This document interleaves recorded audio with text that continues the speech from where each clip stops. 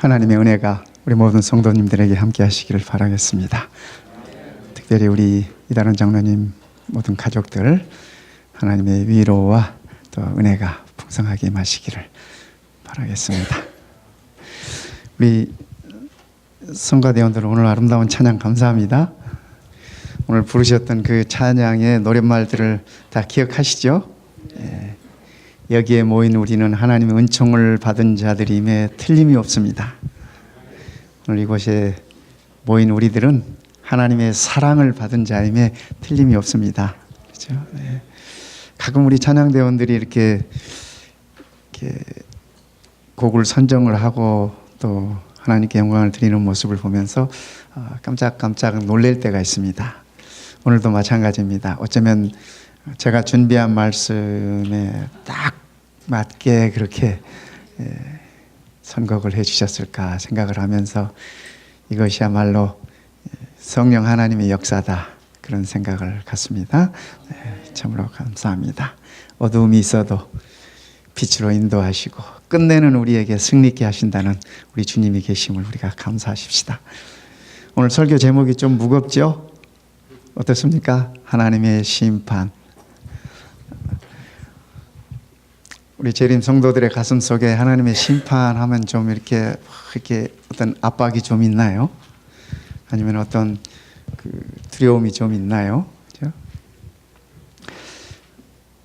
제가 창세기부터 요한계시록까지 성경을 쭉 이렇게 한번 훑어보면서 하나님의 심판이라는 그러한 주제를 생각하면서 한번 쭉 살펴봤습니다. 제가 내린 결론은 이것이었습니다. 하나님의 심판은 그분의 성품의 표현이구나.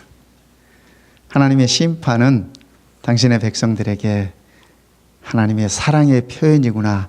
그렇게 생각을 했습니다. 감사합니다. 네. 우리가 말씀 속에서 한번 확인하면 좋겠습니다. 우리는 심판하면 늘 두렵고, 요즘 우리 요한계시록 공부하면서 우리 성도님들이 무엇을 느끼고 무엇을 가슴에 이렇게 담아두는지 제가 모르겠습니다. 그러나, 그죠? 그러나 오늘 이 말씀 속에서 하나님의 심판이 우리들에게 어떤 의미가 있는지 한번 살펴보겠습니다. 맨 처음 성경에 있었던 심판하면은 여러분 뭐가 떠오르십니까? 노아의 홍수가 떠오르시죠? 예. 노아가 몇 살까지 사셨는지 아세요? 예, 950세까지 사셨습니다. 그런데 홍수는 몇 살에 났어요? 노아 나이? 여러분들이 아시리라고 제가 기대하지 않아요. 누가 그거를 기억하겠습니까? 그렇죠? 예, 제가 그냥 찾아본 거 말씀드리는 것 뿐이에요. 노아가 홍수가 났을 때가 그의 나이 600세였습니다. 그의 나이 600세였고, 아시다시피 그러니까 노아는 홍수 난 다음에 350년을 더 살았는데, 그거보다도 이 노아의 자녀들이 몇이에요? 셈, 함, 야벳. 성경에 기록된 것만. 그렇죠? 예, 그 후에 또 더 나왔는지 모르겠어요. 성경에 기록이 없으니까. 아마 더 나왔겠죠. 네. 노아가 세 아들을 낳았다고 기록하고 있는 이 성경은 그때 노아의 나이가 500세였다고 적고 있습니다. 500세 이후에 세 아들, 셈, 함, 야벳 세 아들을 낳았다고. 이 세 아들이 나이 차이가 몇 살인지 몰라요. 그렇죠? 몇 살인지 모르지만 어쨌든 500세부터 아들을 낳아서 노아 홍수 때까지 아들 셋, 또 이 아들들을 장성시켜서 결혼을 시켰잖아요. 우리가 그 노아의 자부들이 거기 다 나오지 않습니까? 여러분, 우리 예수님께서 이 마지막 때를 말씀하시면서 노아 때와 같을 것이다 이렇게 표현하셨습니다. 그러시면서 시집가고 장가가고 이런 말씀들을 하셨어요. 그런데 그 말씀과 실제적으로 노아가 있었던 상황을 이렇게 대비해 보면 예수님의 말씀이 포인트가 그것이 아님을 우리는 좀 이해할 수 있습니다. 노아 홍수가 노아 600세의 홍수가 있었다면 노아가 몇 년 동안 그 기별을 전했대요? 잘 아시네요. 그죠? 120년 동안. 그러면 여러분, 노아가 처음 그 기별을 받았을 때가 나이가 몇 살이에요? 계산도 잘하시고. 480세예요. 아직 새 아들들을 낳기 전입니다. 그러니까 이거는 성경에 기록된 것만 우리가 이렇게 맞춰보는 것이에요.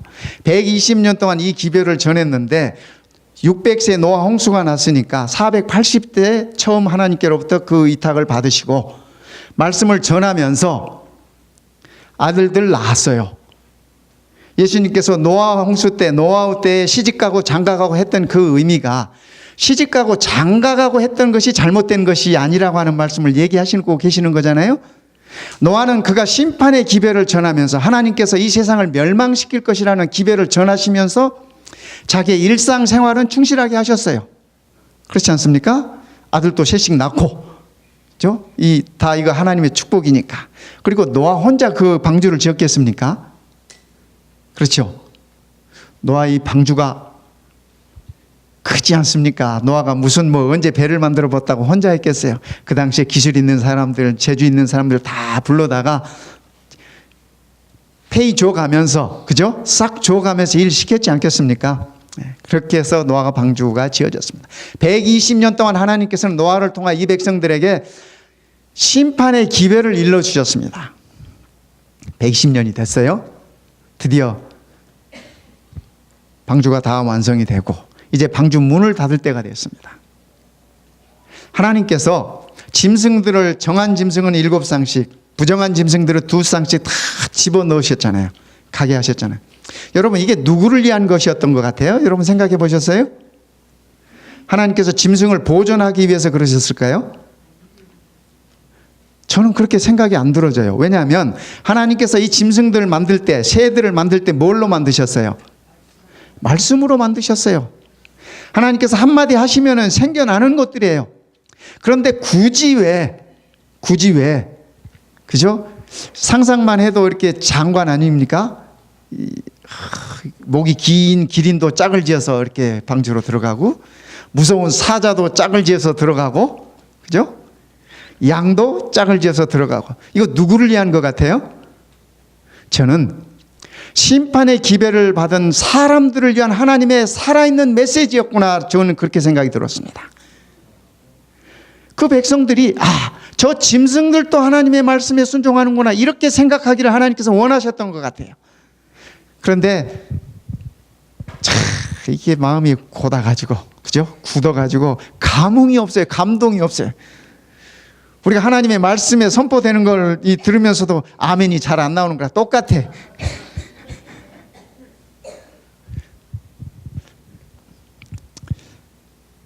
하나님의 심판은 당신의 백성들을 위한 하나님의 기다림이었어요.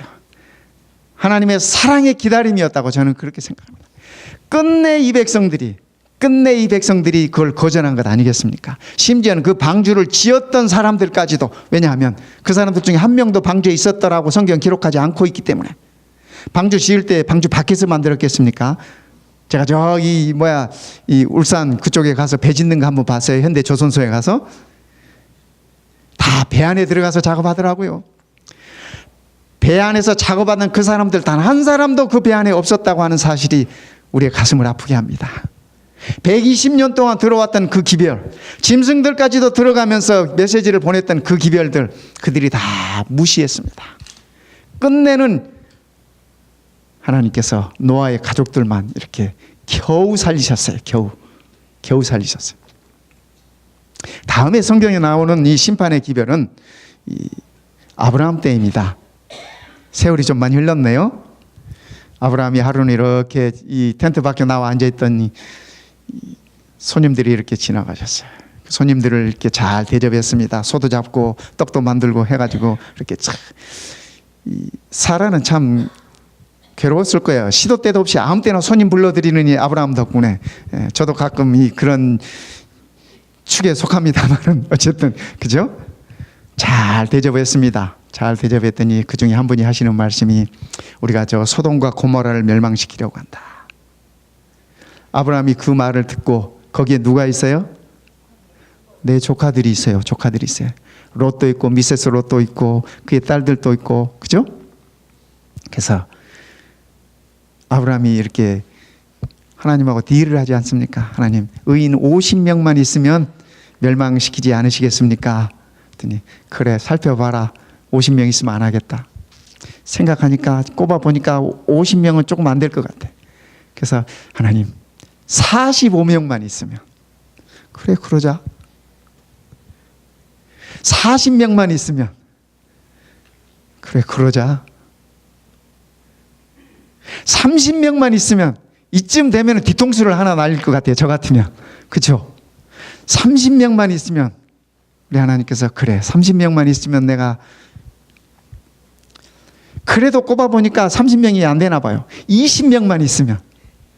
여러분 잘 아시잖아요. 그 다음에 몇 명까지 내려갔어요? 10명. 여러분, 이 하나님께서 소돔과 고모라를 없애고 싶으신 것이에요? 살리고 싶으신 거예요? 여러분들 생각 어떠세요? 그죠? 소돔과 고모라 하나님께서 다 지금 없애고 싶으신 거예요? 살리고 싶으신 거예요? 살리고 싶으신 거예요. 마지막으로 10명까지 내려왔어요. 제가 이 딜을 몇 번을 했나 봤더니 6번 딜을 했더라고요. 6번. 50명부터 시작해가지고 6번 딜을 해서 10명까지 내려왔어요. 여러분 그 결과를 아시죠? 소돔과 고모라가 불에 탔어요? 안 탔어요? 탔어요? 안 탔어요? 다 탔어요. 그 얘기는 10명이 안 됐다는 얘기. 우리 다 아시잖아요. 소돔과 고모라를 멸망시키려고 하실 때 롯이 떠나기 싫었어요. 그래서 마음이 급한 건 우리 하나님이셨어요. 그래서 그 옆구리 쳐가면서 옆구리 끌어당기면서 빨리 피신하라고, 빨리 나가라고, 저 산으로 가라고. 그래서 누구 나온지 아시죠? 롯, 미세스 롯, 그 다음에 두 딸들, 사이들은 나왔어요? 안 나왔어요? 안 나왔어. 사이들은 100년 손님이라니까. 이 장인의 말을 우습게 여겼어요. 성경에 그렇게 적고 있어요. 장인의 말을 우습게 여겼더라. 그래서 사이들은 안 나왔어요. 그래서 4명, 그죠? 4명이 이렇게 나왔는데 하나님께서는 저 산으로 가라고 그러셨는데 롯이 가다가 힘들었는지, 평소에 운동 좀 할 것이지, 힘들었는지 가다가 아이고 제발 저 가까이 있는 저 성까지만 가게 해 주십시오. 그래서 그 성으로 4명이, 그죠? 근데 여러분 아시다시피 그 4명 중에도 또 한 명은 또 소돔 성에서 나와가지고 죽었어. 참 이렇게 억울할 수가 없잖아요.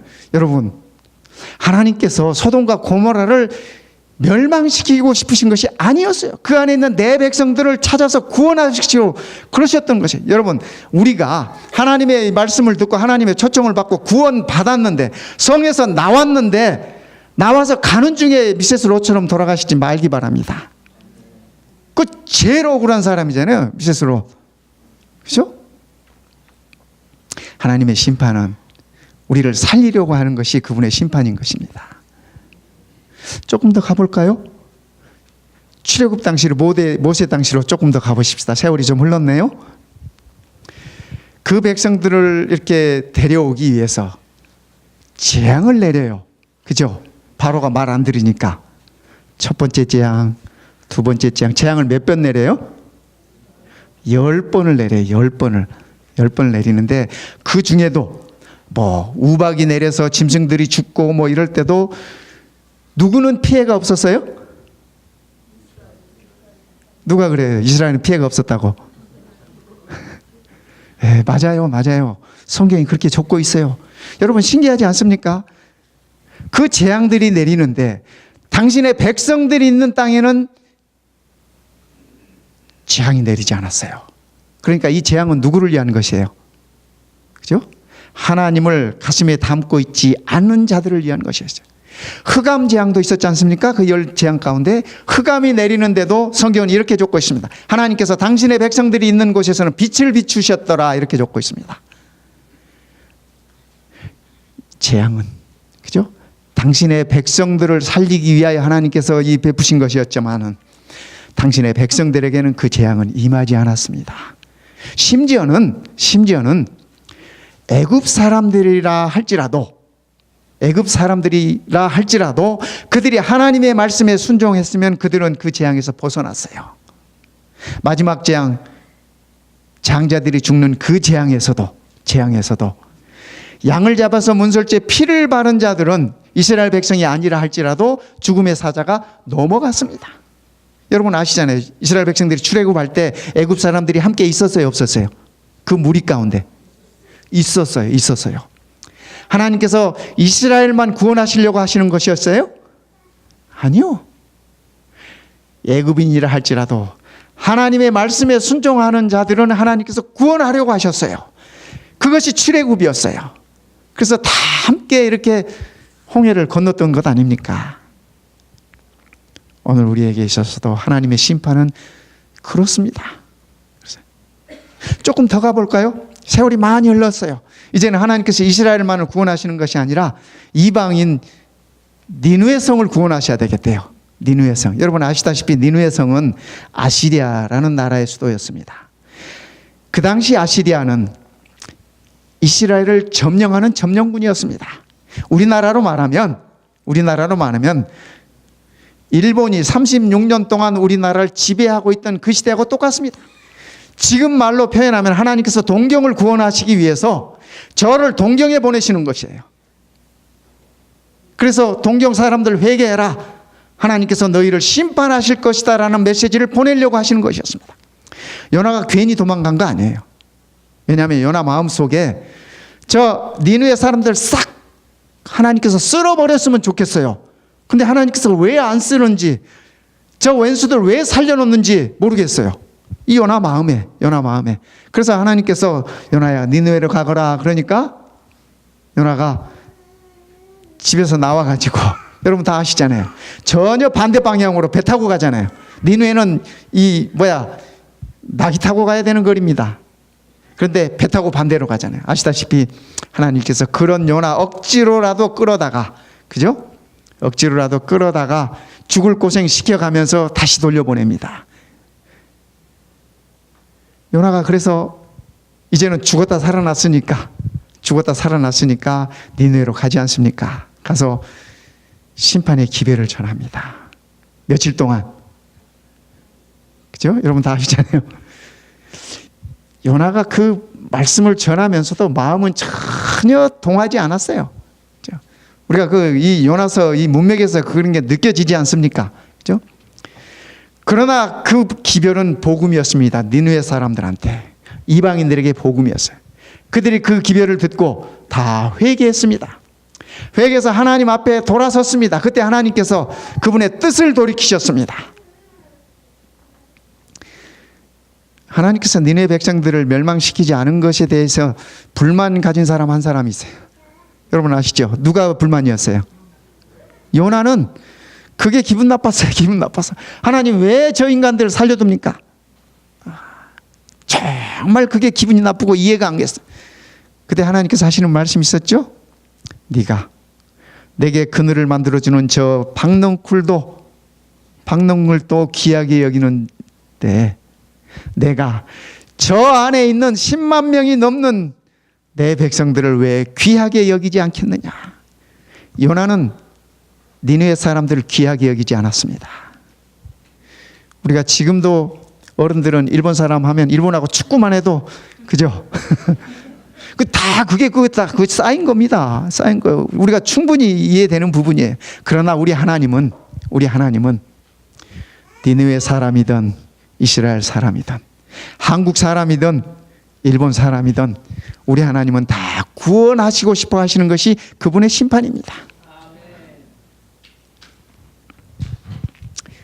예수님의 가르침 가운데도 심판에 관한 가르침이 참 많습니다.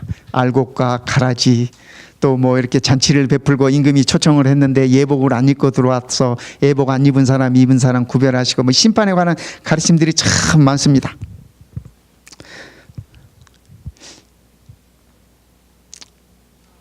우리가 요한계시록 공부하시죠? 요한계시록 한번 짧게 복습 한번 할까요?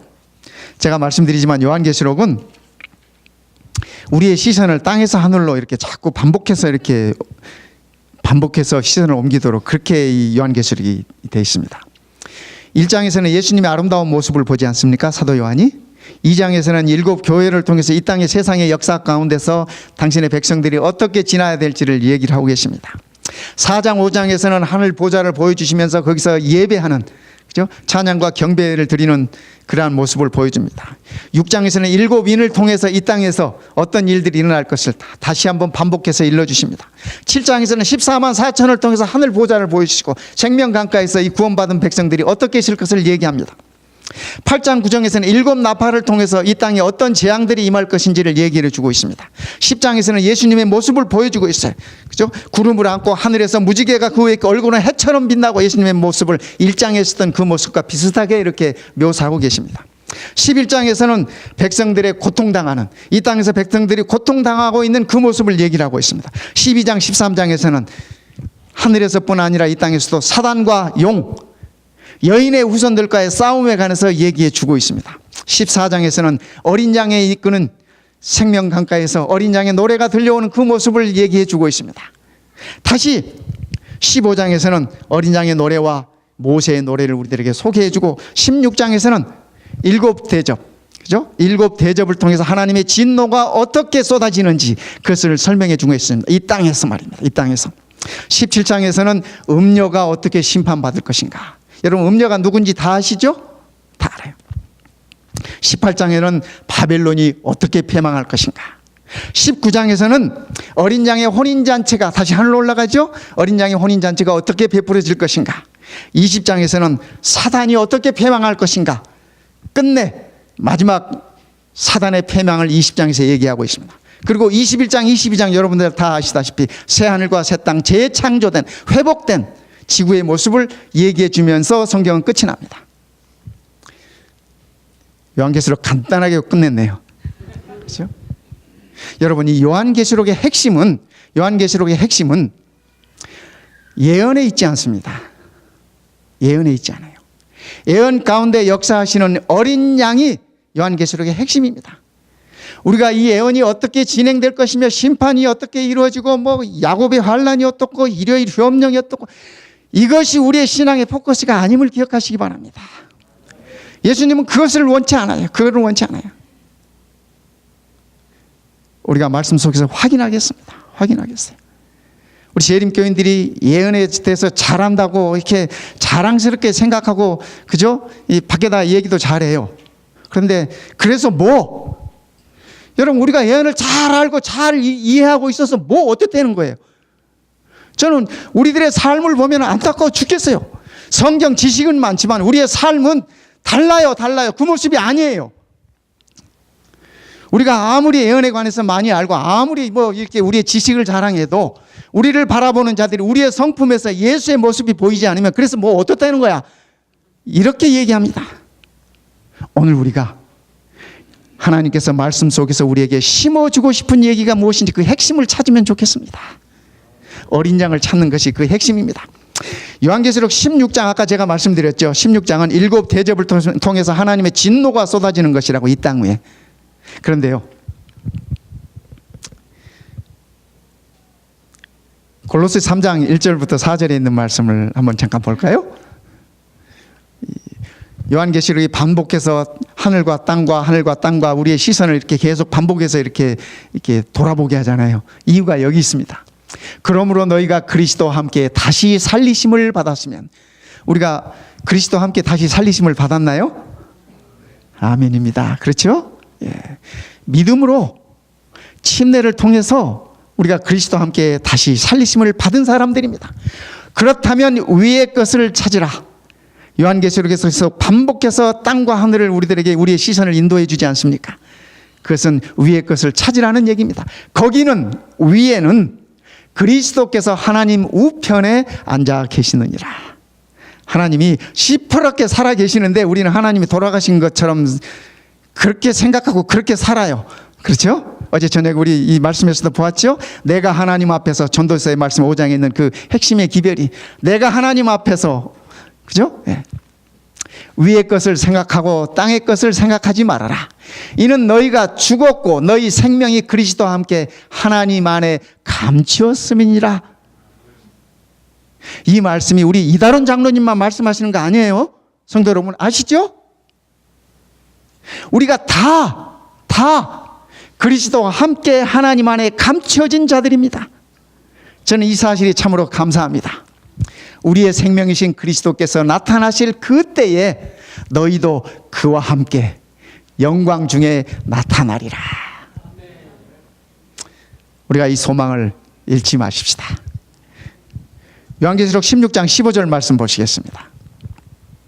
말씀드렸듯이 이 16장은 하나님의 진노가 쏟아지는 이 땅의 얘기를 지금 묘사하고 있습니다.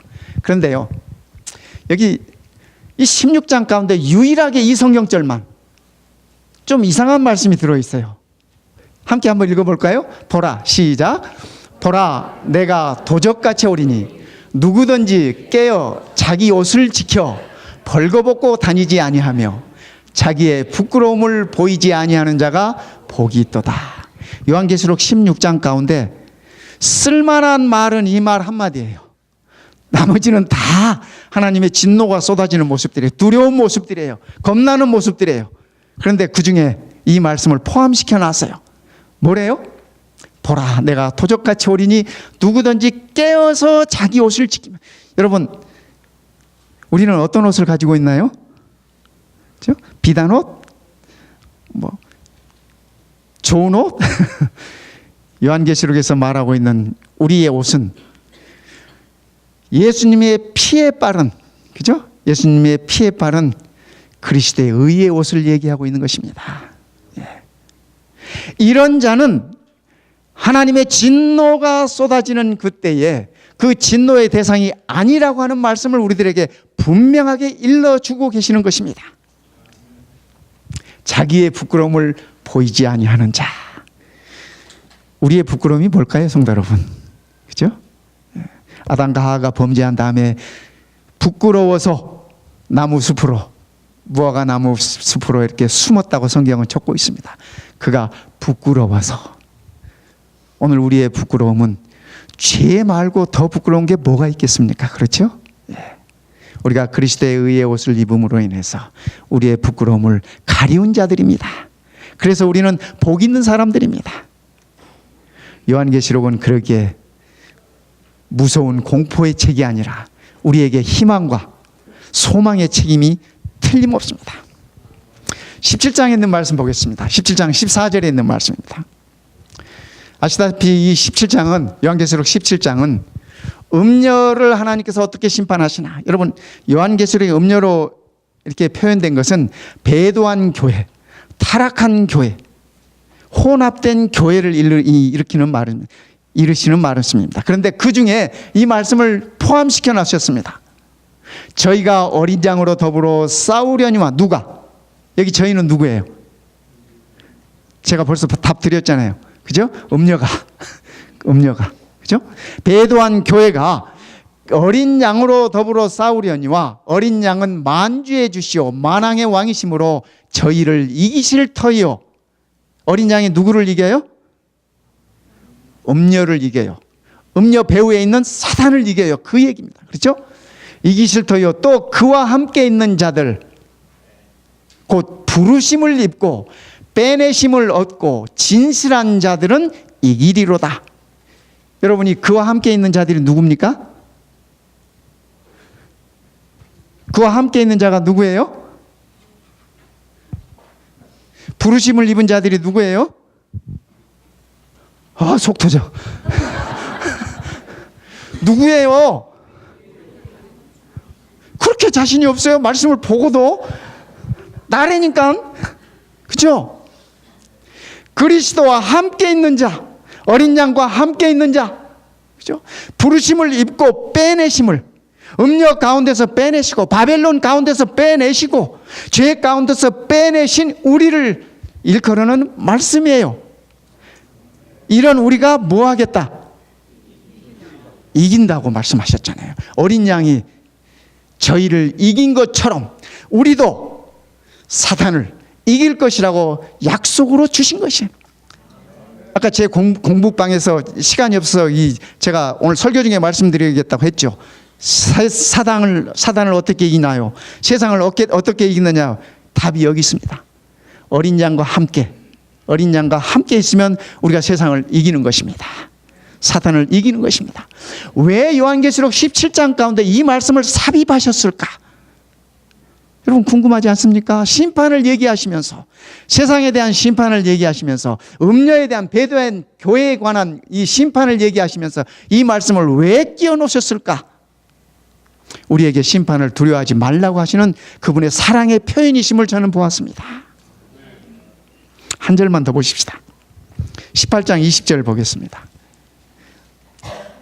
요한계시록 18장은 바벨론의 멸망에 관해서 적고 있는 장입니다. 그런데 18장 20절 가겠습니다. 네, 함께 읽어보십시다. 시작. 하늘과 성도들과 사도들과 선지자들아, 그를 인하여 즐거워하라. 하나님이 너희를 신원하시는 심판을 그에게 하셨음이라 하더라. 아멘. 아멘. 하늘과 성도들과 사도들과 선지자들아. 여러분은 어디 있어요? 성도들이네요. 그죠? 저도 거기에 들어가네요. 뭐 제가 하늘도 아니고 사도도 아니고 선지자도 아니고, 그런데 제 이름이 이 말씀 중에 있음을 인해 참으로 감사합니다. 우리가 다 성도잖아요. 거룩한 무리잖아요. 예수님 덕분에 말입니다. 그렇죠? 그를 인하여 즐거워하라. 그죠? 죽임을 당하신 어린 양을 인하여 즐거워하라. 하나님이 너희를 신원하시는 심판을 그에게 하셨습니다. 하나님께서 바벨론을 다 멸망시키신, 사탄을 다 멸망시키신, 음녀를 다 멸망시키신, 그걸 지나여 우리에게 즐거워하라고 말씀하시네요. 성도 여러분, 그러니까 하나님의 심판은 즐거운 것이에요? 괴로운 것이에요? 이제 앞으로 딴소리 하지 마시기 바랍니다. 하나님의 심판은 그러기에 두려운 것이 아니에요. 제가 말씀 어디를 봐도 하나님의 심판은 두려운 것이 아니에요.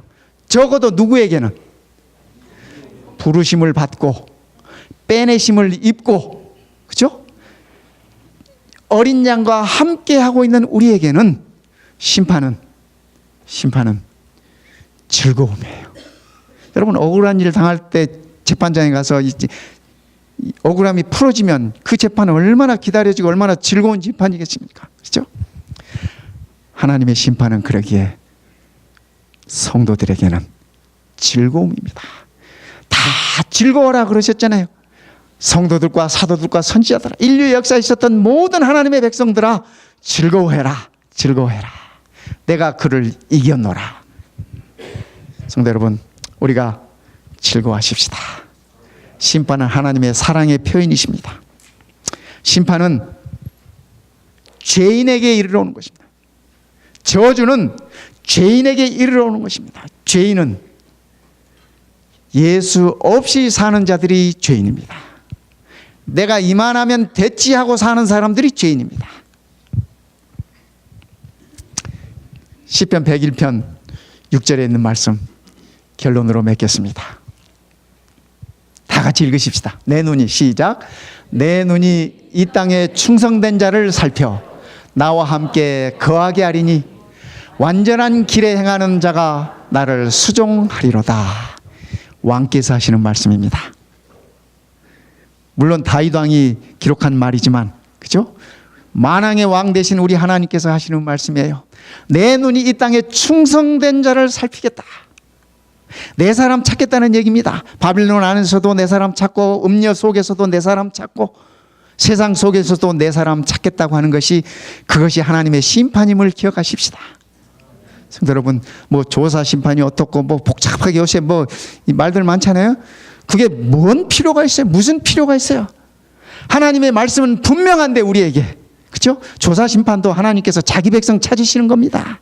자기 백성 찾으시는, 내 백성이 어디 있나 눈을 크게 뜨고 살피시는 거예요.